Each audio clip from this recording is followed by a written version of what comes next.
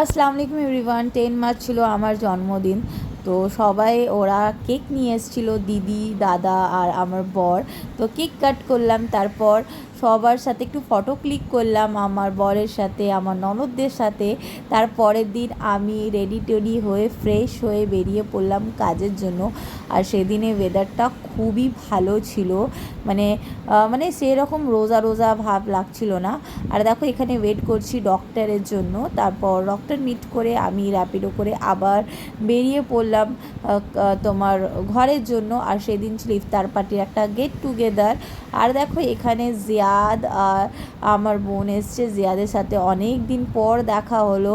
আমাকে সারপ্রাইজ দেওয়ার জন্য দেখো নিয়ে এসছে কেক। আর আজকে তোমাদের সাথে শেয়ার করব, ওরও আজকে বার্থডে, তো তোমরা ওকে উইশ করো, ওকে দোয়া দাও।